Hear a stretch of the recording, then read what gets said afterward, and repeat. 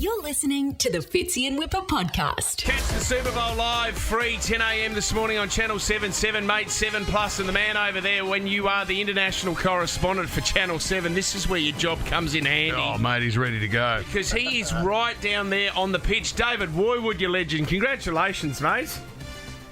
Guys, it really pays to do the rosters, doesn't it? It's amazing, isn't it? You've put yourself on for the best weekend of the year, and we saw you on TV before. Not only are you in the main arena, you've been out getting your feet on the grass this morning, mate. No, well, I'm still here right now. I'm about 3 steps away from the Chiefs scoring in. All I have to do is get around quite a rotund security guard, and I could really run for Super Bowl glory at the moment. Like, there is nothing between me and the ground. It is incredible.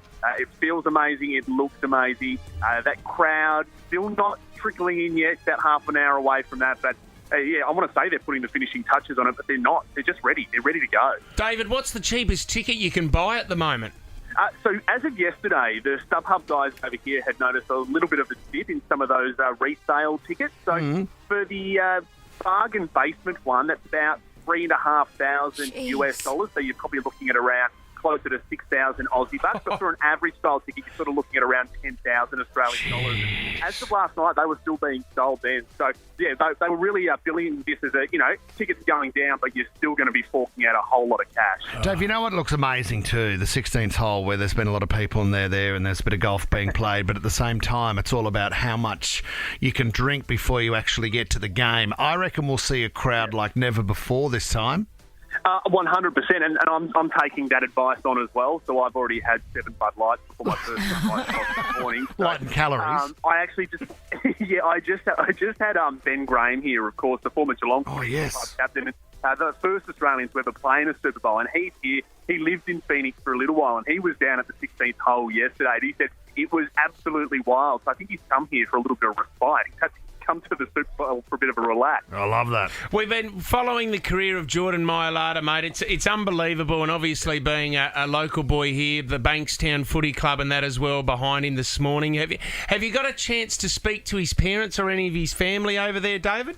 They've really brought it in. They're keeping it quite tight at the moment, the Mailata clan. They jetted out about a week or so ago, and they've kept a low profile. He's done a few little press conferences here and there, a few little bits and pieces. Yep. He's such a happy guy. I know that we've got a crew out at the Bankstown at his old footy club as well today.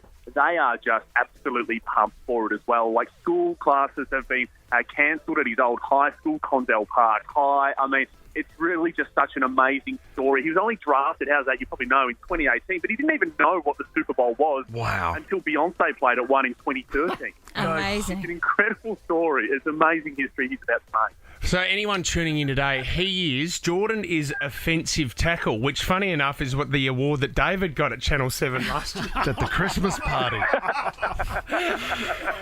Dave, you also told us... Dave, you told us off air too that you're a huge Rihanna fan. Yeah. Oh, mate, I'm a massive Riri fan, and I suppose that's why I'm here for the Rihanna concert with a bit of football either side of it. Look, I can tell you not much at this stage other than what she has said.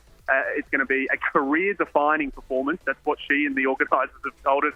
We don't know if she's going to have any special guests. Will Drake turn up? Will Jay-Z turn up? We've got no idea at the moment. But look, a bit of pressure on her as well. She hasn't performed live in about 4 years or so. Hasn't released music since 2016. So she's got a lot riding on this as well. So has no one heard her rehearsing? How have they stopped that? Well, we're not allowed in, so they just it's basically a massive media blackout closure that gets put on this on the ground about a week or so out, and then it's very, very organised and structured as to who can come in and who can go out. So we don't know what she's got planned. When I was in Tampa, guys, my last Super Bowl, and the Weeknd was playing, he actually had a stage built into the stadium. There's nothing here that's giving away any hint that Rihanna is about to turn up. So we'll have to wait and see what happens. Wow, here we go. Well, Dave, have a great day, you lucky bugger. Right down there. Are you popping into Vegas on the way home, Dave? Oh, I think it'd be rude not to. Might even pop out to the 16th hole later this afternoon. Oh, well done, mate. We won't check in with you later then, Dave. Good on you, buddy. Good on you, buddy. Go the Eagles, and thanks for joining in. Dave? You're listening to the Fitzy and Whipper podcast.